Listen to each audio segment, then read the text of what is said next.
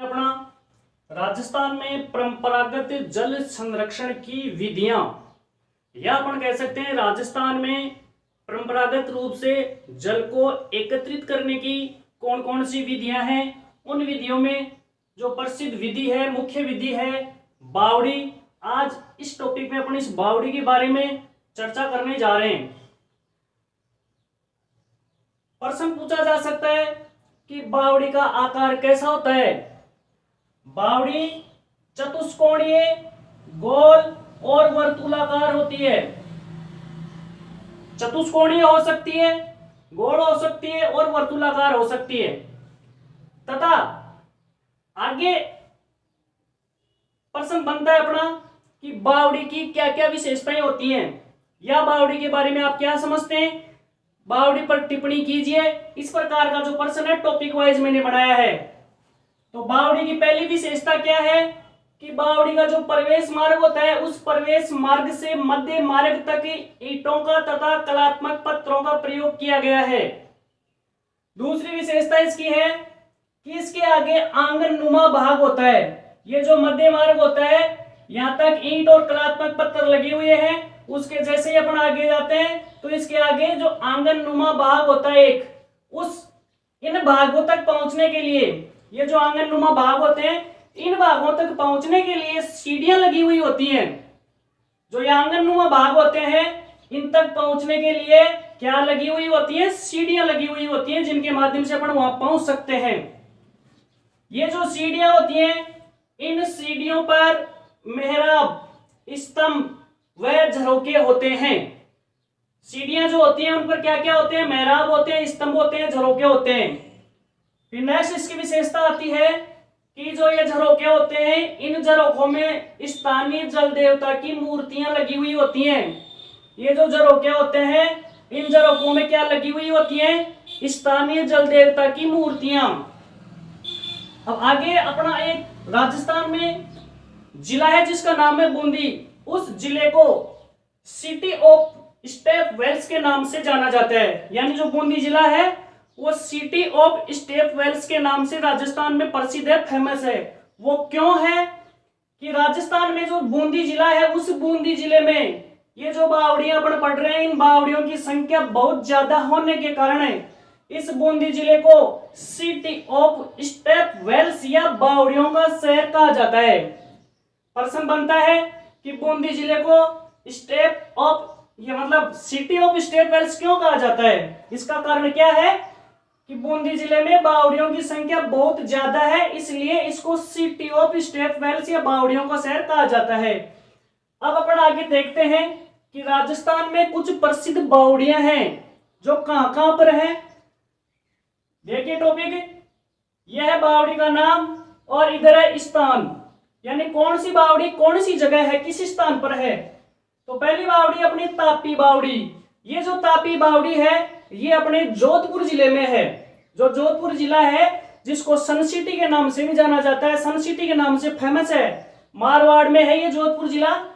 दूसरा है बांडारेज की बावड़ी। ये बांडारेज की बावड़ी अपने दौसा जिले में है, जो दौसा जिला है उसमें है ये बांडारेज की बावड़ी। तीसरी बावड़ी है विनाता की बावड़ी। विनाता की बावड़ी चित्तौड़गढ़ जिले में है। चौथी बावड़ी है आबानेरी की चांद बावड़ी। ये आबानेरी की चांद बावड़ी बहुत बार एग्जाम में कंपटीशन के जो आरएस लेवल के क्वेश्चन होते हैं उनमें भी पूछी जाती है कि आबानेरी की चांद बावड़ी कहाँ है। आबानेरी की चांद बावड़ी दौसा में है। ये जो बावड़ियां हैं और जो ये स्थान है इन बावड़ियों को इन स्थानों के साथ मिलाने वाला प्रश्न पूछा जा सकता है।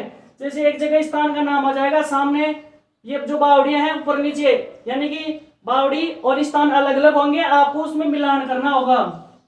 तो इस प्रकार से मिलान वाला प्रश्न पूछा जा सकता है। इन बावड़ियों को और इनकी जो जगह है उनको याद कर लेना। यह ऐसे छोटा प्रश्न 1 नंबर का ऐसे पूछा जा सकता है कि जो तापी बावड़ी है वो राजस्थान की किस जिले में है, या आबानेरी की चांद बावड़ी किस जिले की प्रसिद्ध है। तो इस प्रकार से ये बावड़ियां हैं, इसका आकार, इसकी विशेषताओं में आप टिप्पणी भी कर सकते हैं। यदि प्रश्न इस प्रकार से बने कि बावड़ी की क्या क्या विशेषताएं होती है, कोई 4 विशेषताएं लिखिए, तो आप इस प्रकार से टॉपिक वाइज या बिंदुवार इनकी विशेषताएं लिख सकते हैं।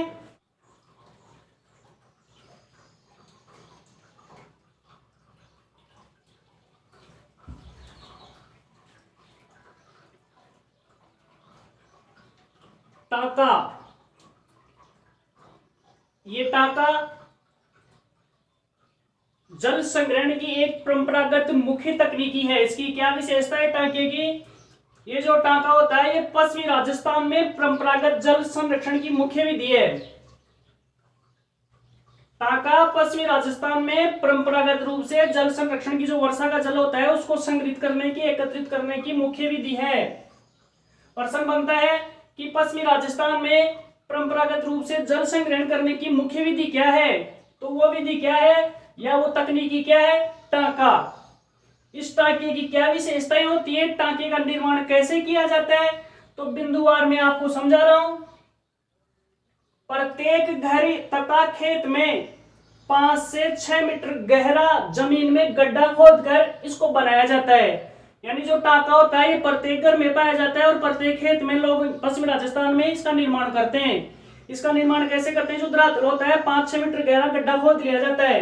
ये इसकी विशेषताएं भी हो सकती है, टाके पर टिप्पणी भी हो सकती है। टाका का निर्माण कैसे होता है ये भी इसकी थ्योरी है।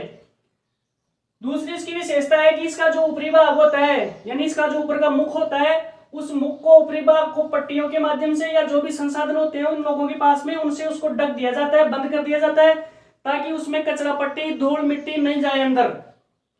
तीसरी इसकी विशेषता क्या है या इसके निर्माण की अगली कड़ी क्या है कि इसमें जो घर होते हैं, मकान होते हैं, उनकी छत का और जो उनका आंगन होता है, आगोर होता है, उससे जो बरसात का पानी आता है उस पानी को इस टाके में पाइपों के माध्यम से ले जाकर संग्रहित किया जाता है।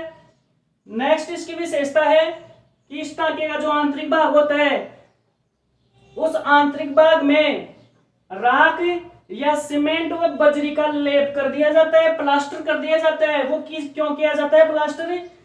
ये प्लास्टर इसलिए किया जाता है कि जो पानी उसमें भरा हुआ होता है वो पानी नीचे नहीं जाए, जमीन में रिश्ता नहीं है पानी, इसलिए उसके लेप किया जाता है, उसके प्लास्टर किया जाता है। अब इसकी खास विशेषता क्या है?